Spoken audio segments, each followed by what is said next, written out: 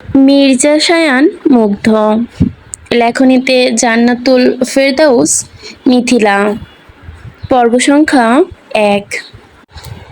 আলিশান Radisson ব্লুয়ের পাঁচতলা সরু corridor দিয়ে প্রাণপণে ছুটছে সপ্তদশী তরুণী। তার পিছু পিছু ছুটে আসছে বেশ কজন কালো পোশাকধারী গার্ডস। এই বুঝি তারা সপ্তদশীকে পেয়ে গেল তাদের হাতের নাগালে। সপ্তদশী থমকালো, পায়ের গতি বাড়িয়ে তীব্র থেকে তীব্র। আরও একটু সামনে খোলা এভিল্যান্ড, সেখানে হোক সপ্তদশী, যেখানেই ঢুকতে হবে, যেভাবেই হোক বাঁচতে হবে পেছন থেকে ধেয়ে আসা খারাপ লোকগুলোর হাত থেকে। মিনিট খানেক পেরোলো, সপ্তদশী দৌড়ে এসে ঢুকলো এলিভেটেডে। কাঁপা কাঁপা হাতে ব্যগ্রতার সাথে এলিভেটরের সবগুলো বোতাম চাপলো একই সাথে। তবে দরজাগুলো বন্ধ হয়ে যাচ্ছে না। এলিভেটর ওদিকে লোকগুলো ছুটে আসছে তার ওই দিকে। সপ্তদশী এবার ভয়ে জড়সড় হয়ে বুকটা তার ধরফর করছে। ছোট্ট চিকন কাজ, দেহটা কেমন যেন কাঁপছে রীতিমতো। ফাঁকা মস্তিষ্ক তার হঠাৎ করে বলে উঠল, এবারেও কি তারা আমায় ধরে ফেলবে? আমারই তো কি হবে এখন? আবারও তো তুলে নিয়ে যাবে ওই রাক্ষসের কাছে। মস্তিষ্কের একই কথা হাতুড়ি পেটে করছে। মনের মধ্যে একরাশ ভয়। সপ্তদশী ভয়ার্ত চোখগুলো অসহায় চাহনির সম্মুখে নিবদ্ধ। সেখানে স্পষ্ট দেখা যাচ্ছে লোকগুলো ছুটে আসছে তার ওই দিকে একই রকম। এর মধ্যে ভাগ্য বুঝি তার সহায় হলো কিছুটা। ধীরে ধীরে এলিভেটর দরজা বন্ধ হবার তারা উঠল। মাত্র কয়েক সেকেন্ডের ব্যবধানে লোকগুলোর হাতে ধরা পড়েনি, এর আগেই বন্ধ হয়েছে দরজা। এইটুকুতেই যেন বিরাট স্বস্তি পেল সপ্তদশী। ধরফরিয়ে থাকা বুকটার ওপর দুহাত চেপে ধপ করে বসে পড়ল মেঝেতে। বুক ভর আর্তনাদ। কাতর মেয়েটি কান্নার তোড়ে হেসকি তুলতে তুলতে বাচ্চাদের নেয় ডাকতে থাকে, আব্বু, ভাইয়া, বাঁচাও আমাকে, আমি মরে যাচ্ছি। কে শুনবে সপ্তদশীর কণ্ঠ? কে বাঁচাবে তাকে? একটু আগেই তো তার চোখের সামনে তার বাবাকে নির্মমভাবে হেনস্থা করেছে ওই লোক। শক্তপোক্ত বাবাকে তার ভেঙে দিয়ে মান সম্মানহীন ভাবে। আর ভাই, আর তারও তো তেমন খোঁজ পায়নি সপ্তদশী। শুধু একবার দেখেছিল তাকে বাঁচাতে গিয়ে গুলি লেগেছে তার ভাইয়ের হাতে, ব্যাস এইটুকুই। কথাগুলো মনে পড়তেই ফের হাউমাউ করে কাঁদতে শুরু করে মাহি। দু হাতে নিজের সুন্দর সিল্কি চুলগুলো মুঠোয় চেপে ধরে শক্ত করে। এলিভেটের চারপাশে দেওয়াল জুড়ে থাকা স্বচ্ছ কাচের আয়নায় ক্রন্দনরত সপ্তদশীর মাসুম মুখখানা স্পষ্ট প্রতিবিম্বিত হচ্ছে। ফর্সা টুকটুকে মুখখানা সে কি বেহাল দশা। কাঁদতে কাঁদতে চশমার আড়ালে লুকিয়ে থাকা অদ্ভুত সুন্দর ভাসা ভাসা চোখ দুটো লাল হয়ে গিয়েছিল ইতিমধ্যে। এক নজর দেখলে মনে হবে এ যেন সাক্ষাৎ পদ্মারাগমণি। তীরের ফলার ন্যায় খাড়া, নাকের ডগাটা কেমন লাল হয়ে আছে। মনে হচ্ছে এই বুঝি কেউ ইচ্ছে মতো মেয়েটার নাক গাল বারবার এক মুঠো চুল রং ঘষে দিয়েছে। গাল দুটোই মাংসের উপস্থিতি কম বিধায় বাম পাশে টোল পড়ে আছে সামান্য। গোলাপের পাপড়ির ন্যায় নিখুঁত আটের ঠোঁট দুটো বেশ নড়াচড়া করছে, ঠেকছে এই মুহূর্তে। কান্নায় বিশুদ্ধতায় তার বুঝি আজ রূপ বদলিয়ে দিয়েছে নিজেকে। ফর্সা মসৃণ কণ্ঠ, গলায় কালশিটে দাগ স্পষ্ট।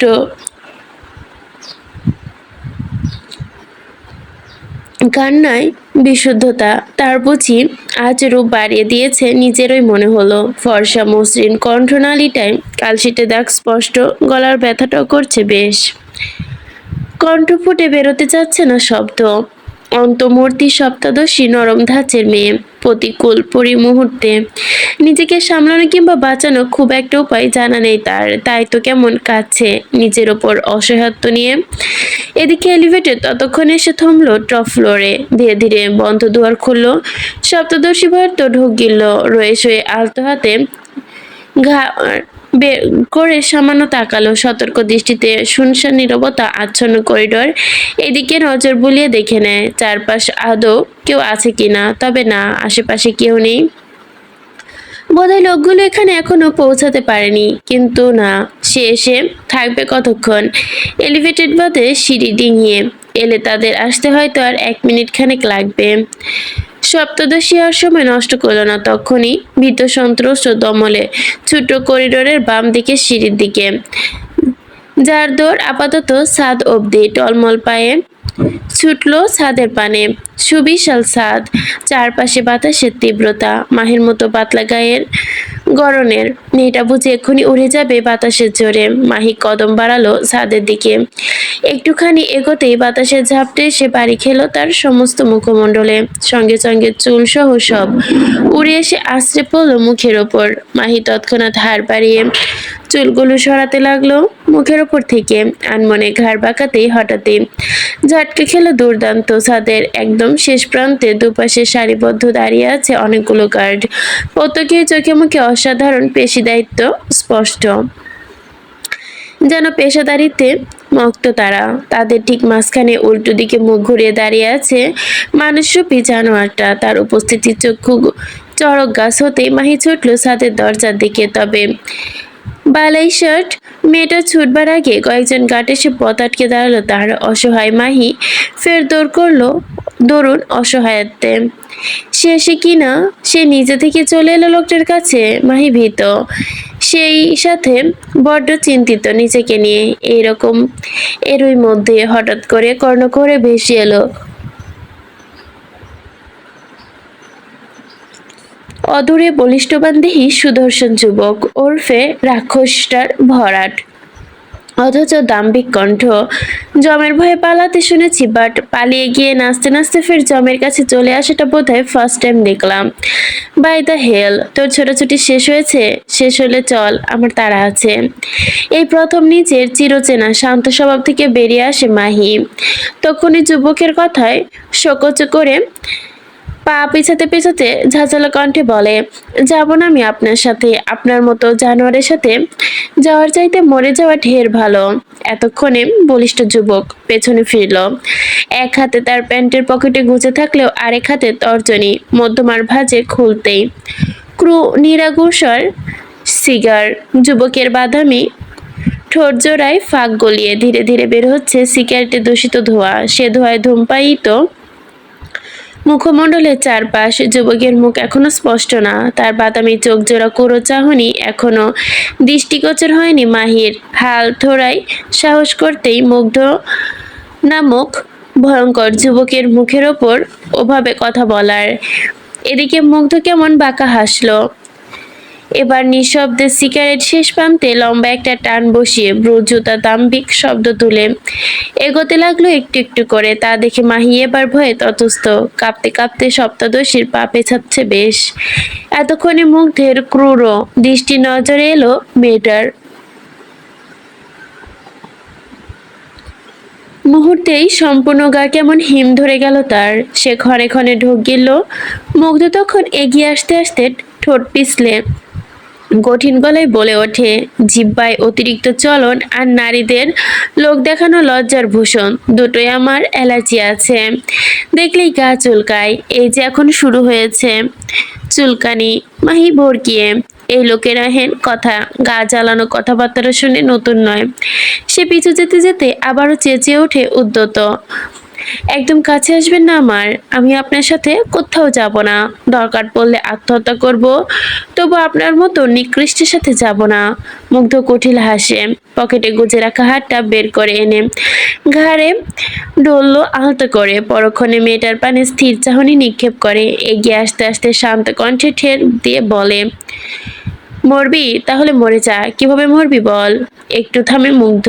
মুখবয়ে কপট ভাবাত্মর ভাব ধরে ঠোঁট কামড়ে ভাবলো কিছু একটা। তারপর কেমন নাটকীয় ভঙ্গিমা করে বলে ওঠে, দড়ি এনে দিব গলায় ফাঁস দেওয়ার জন্য, নাকি বিষ এনে দিব খেয়ে একদম কুত্তার মতো দুহাত লম্বা জিভ বের করে মরবি? এত যদি না হয় তাহলে বল, কেরোসিন এনে দেই, সারা গায়ে মেখে আমার সামনে আসবি, ভীষণ আদর করে গায়ে আগুন ধরিয়ে দিব। বল কোন স্টাইলে মরবি? হতভম্ব মাহি। হতভম্ব তাই বুঝতে পারলো না তার পা দুটো সেই কখন কর্নিশের বিষহীন ছাদের একদম কিনারে এসে ঠেকেছে। সে নীরবে কাছে দাঁড়িয়ে। এদিকে মুগ্ধ প্রায় নিকটে, হয়তো আর দু কদম এগোতেই ধরে ফেলবে তাকে। মাহি তো তার হাতে আসতে চায় না। নিজেকে বাঁচানোর শেষ চেষ্টায় মেয়েটা এক কদম পেছাতেই গেলেই ঘটল বিপত্তি। এক পা গেল ছাদের বাইরে। ক্ষুদ্রতায় বাদামির পেছন থেকেই ঝুঁকে পড়তে একখানা শক্তপোক্ত হাত এসে তখনই চেপে ধরে মাহির হাত। ভীতু মাহি তৎক্ষণাৎ চোখ দুটো কুঁচকে ফেলে ভয়ে। তার অর্ধেক দেহ দুলছে দুলন্তমান অবস্থায়। শক্ত করে চেপে রেখেছে উপকারীর বাড়িয়ে দেওয়ার হাত। কিন্তু মেয়েটি কি আর জানে এই উপকারকারীটা কে? জানলে থরই ধরতে সেই হাত। এদিকে গম্ভীর মুগ্ধ মহাশয় এক আকাশসম বিরক্তি নিয়ে চেয়ে আছে ঝুলন্ত থাকা মাহির পানে। গলায় অসম্ভব ঝাঁজ ঢেলে দিয়ে এক রামধনক। হাত ধরলি কেন? জাগে মর। এগিয়ে এসেছিলাম তোকে এই 20 তলা থেকে ধাক্কা মেরে ফেলে দেওয়ার জন্য, অথচ এখন কিনা আমার হাত ধরে ঝুলছিস। মরতে এসে এত ভয় করলে কিভাবে হয়? কিসের ভয়? দে ছেড়ে দেখি কত সাহস তোর। মরতে এসে এত ভয় কিসের রে? দেড় ব্যাটারি। মাহি এবার ঠোঁট ভেঙে কাঁদছে। কান্নায় আকুতি জানিয়ে শক্ত করে চেপে ধরেছে মুগ্ধের হাত। অথচ মুগ্ধের দেখো সে বিরক্তি নিয়ে নিজের হাত ছাড়াতে ব্যস্ত। মাহি কিছুতেই হাত ছাড়ছে না বলে মেয়েটা তার হাত ধরেই মুগ্ধ দিল এক টান। সঙ্গে সঙ্গে ঝুলে থাকা মাহি হাতের মুঠোয় প্রাণ নিয়ে কোনো মতে বেঁচে গেল এই পর্যায়ে। ধরফর করতে থাকা বুক পিঞ্জিরায় হাত চেপে ধরে জোরে জোরে শ্বাস ফেলতেই পেছন থেকে ধেয়ে এলো মুগ্ধের শক্ত হাতের থাবা। তার চোটে চেপে ধরল মাহির চুলের গোছা। মাহি আবারও চোখ মুখ কুঁচকে কোকিয়ে উঠে ব্যথায়। একে তো গলায় অসহ্য ব্যথা, তার ওপর এরকম যন্ত্রণা, সব বিলিয়ে বিধ্বস্ত মাহি। ব্যথায় কাতরাতে থাকলেও কণ্ঠ ফুঁড়ে বেরোতে পারলো না কিছু। ওইদিকে মুগ্ধ তাতে দাঁত চেপে মেয়েটার চুলে মুঠো চেপে ধরে মাথায় এগিয়ে নিয়ে আসে নিজের বুকের কাছে। বলা বাহুল্য মাহি মুগ্ধের উচ্চতার তুলনায় বেশ নিচু। মেয়েটার মাথা থেকে মুগ্ধের বুকে বারংবার, এমনকি ভিনদেশি সুদর্শনের ন্যায় শক্তপোক্ত গায়ের গড়ন। মুগ্ধের উচ্চতা যেন সিলিং ছুবে। তার এমন দীর্ঘকার দেহের সামনে সবাইকে অতি নগণ্যই মনে হয়। মুগ্ধ ঘাড় নোয়ালো বেশ। মাহির কানের কাছে মুখ এনে হিসিয়ে বলে উঠল, কান খুলে শুনে রাখ বান্দির মেয়ে, তোর মতো যাচ্ছে তাই আন্ডারটেড দেড় ব্যাটারির প্রতি বিন্দুমাত্র ইন্টারেস্ট নেই আমার। তোকে নিয়ে যাচ্ছি জাস্ট তোর বাপকে সাহায্য করার জন্য। যতদিন তুই বেঁচে থাকবি তোর বাপও ঠিক ততদিন বাঁচবে। যেদিন আমার অত্যাচার অতিষ্ঠ হয়ে দম বন্ধ হবে সেদিন তোর বাপের বুকের ওপরও গুলি চড়বে। তোর বাপের শরীরে অগতি গুলি ছুড়ব আমি, তারপর তার দূষিত রক্ত দিয়ে পা ভেজাবো।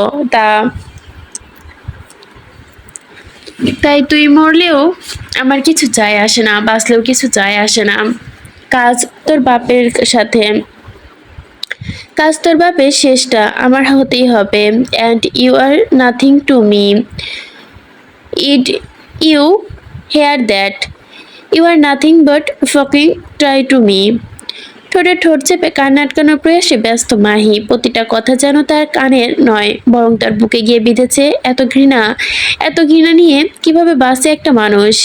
কিভাবে বাঁচে সে এই লোকের অত্যাচারে? সে মরে গেলে তো তার বাবা, না না, আর ভাবতে পারলো না মাহি।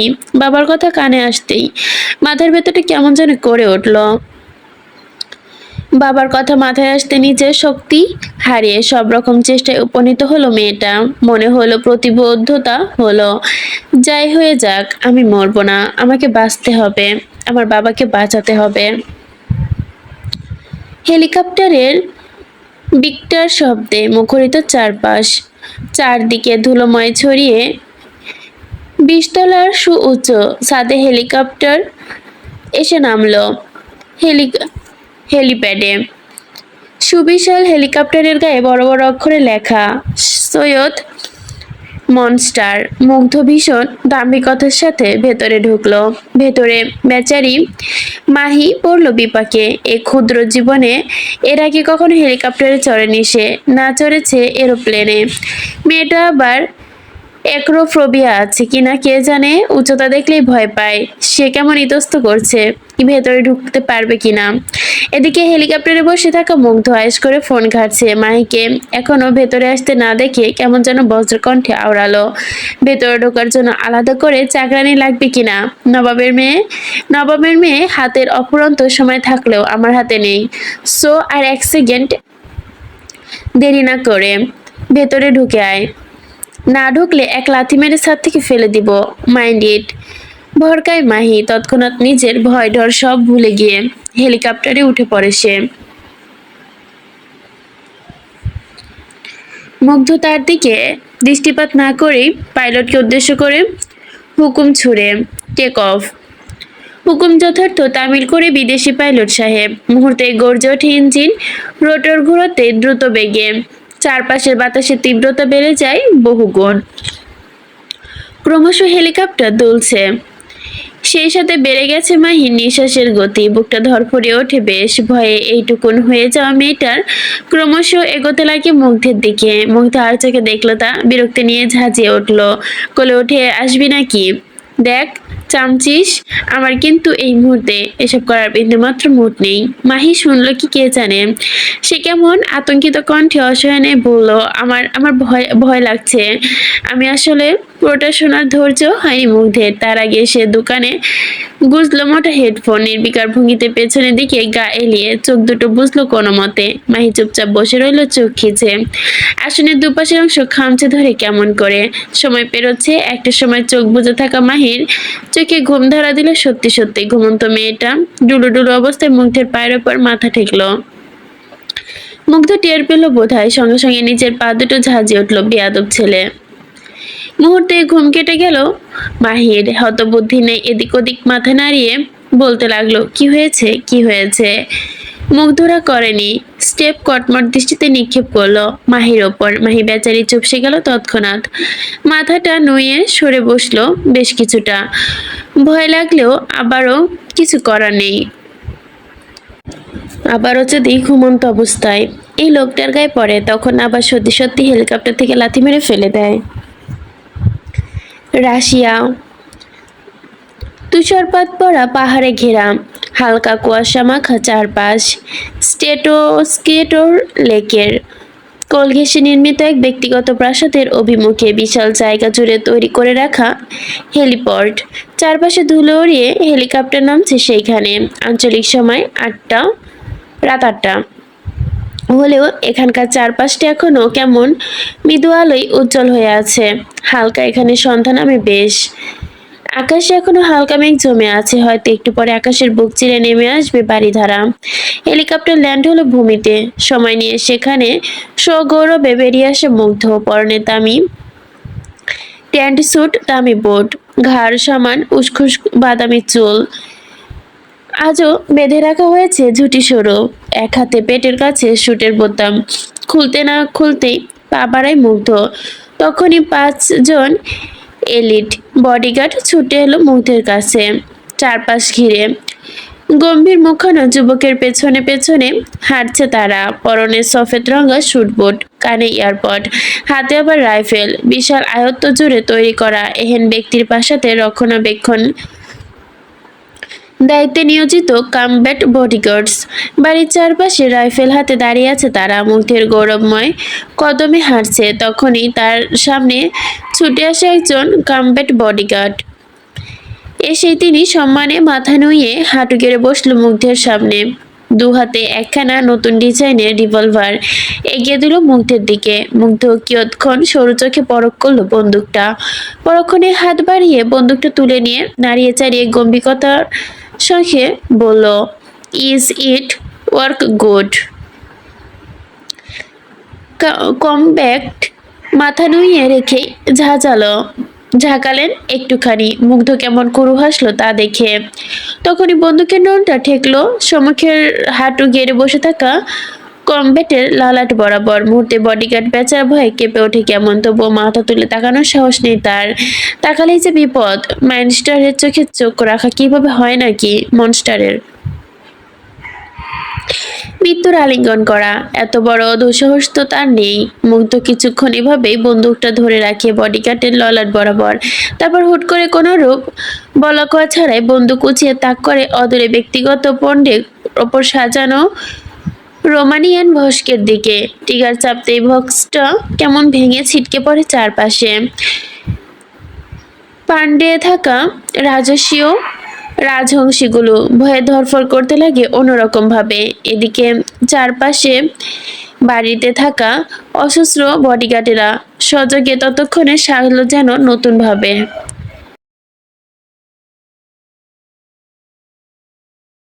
মাহি বেচারি ভয়ে আর নামছে না হেলিকপ্টার থেকে, অথচ সে থোড়াই জানে মাফিয়া মনস্টার যখনই এখানে আসে তখনই তার স্বাগতমটা ঠিক এভাবে হয়।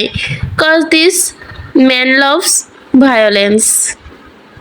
ভয় ততস্থ মাহি রয়েছে মাথা বের করলো হেলিকপ্টার থেকে। তবে হেলিকপ্টার থেকে নামতে হলে তার মতো ছোটখাটো মানুষ নিঃসন্দেহে সাহায্য প্রয়োজন। মাহি মুখ গোমড়া করে নামার চেষ্টায় এক পা বেরোতেই হঠাৎ একখানা শক্তপোক্ত হাতে সে আলতো করে নিচেই নামিয়ে দিল মাহিকে। মাহি ভুরু কুচকায়, সন্ধিহান চোখে তাকাতেই একজন শ্যামপুরুষ চমৎকার হেসে তার পানে তাকিয়ে আছে।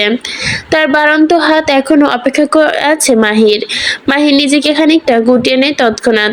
শ্যামপুরুষ তা দেখে মুচকি হাসলো, নরম কণ্ঠে আওড়ালো, হাত ধরে নেমে এসো, ভয় নেই, আমি মনস্টারের মতো ভায়োলেন্ট ক্রিয়েট করব না। ভিনদেশি সব বাংলা শুনছে মাহি। এও কি তবে সত্যি? মাহি অবাক চোখে তাকিয়ে রইল কেমন, হতবাক কণ্ঠে বলল, আপনি বাঙাল? শ্যামপুরুষ এক দফা ভাবুক থেকে ঠোঁট কামড়ে ধরলো, পরক্ষণে মিষ্টি হেসে বলল, নট সো, বাট তুমি নিশ্চয়ই বাঙাল, তাই না? মাহি মাথা নাড়ায় ওপর নিচ। তখন শ্যামপুরুষ তাকে ইশারা করে বলে তার হাতটা ধরে নামতে। অগত্যা মাহি তাকে আর তেমন উপায়ন্তর না পেয়ে নেমে পড়লো অপরিচিত হাত ধরে। নামতে গিয়েও বাঁধলো আরেক বিপত্তি, কিছু একটা পার সাথে বেঁধে গিয়ে সামান্য হোঁচট খেলো মাহি। শ্যামপুরুষ তাকে আঁকড়ে ধরতেই নিজেকে কেউ একজন যেন আটকে দিল তার হাত। ফলস্বরূপ মাহি পড়ে গেল, পেল হাঁটুতে চোট। শ্যামপুরুষ ভরকে গিয়ে পাশে তাকালো, দেখতে পেলে একজোড়া বাদামি চোখ কেমন অগ্নিদৃষ্টে তাকিয়ে আছে তার দিকে। ছেলেটা ঢোক গেল কেমন, আমতা আমতা করে নিজের সাফাই গাইতে গেলেই শোনা গেল মুগ্ধের কঠিন কণ্ঠ, আমার পছন্দ কিংবা অপছন্দের কোনো কিছুর ওপর কার হস্তক্ষেপ কিংবা দৃষ্টি আমি সহ্য করি না। Shit, I think you know that better. সিদ্ধান্ত মাথা নাড়ায় ওপর নিচ। তৎক্ষণাৎ মাহির সামনে থেকে সরে দাঁড়ায় দু কদম। ওইদিকে মাহি তৎক্ষণে উঠে দাঁড়ায়। কিছু বুঝে ওঠার আগে তার ডান হাতের কনুই পর্যন্ত চেপে ধরে মুগ্ধ। ইস, কনুই বুঝি এই ছিঁড়ে পড়ল। মাহি মুখ কুঁচকে ব্যথাটাকে সহ্য করে নেয় কোনো রকম। মুগ্ধ এবার হাঁটা শুরু করছে দুধর্ম পায়ে। সুদর্শন যুবকের হঠাৎ এতেই রেগে যাওয়ার কারণ কি? বোধগম্য হলো না মাহির। এই লোক হুটহাট করে রেগে যায় কেন কে জানে।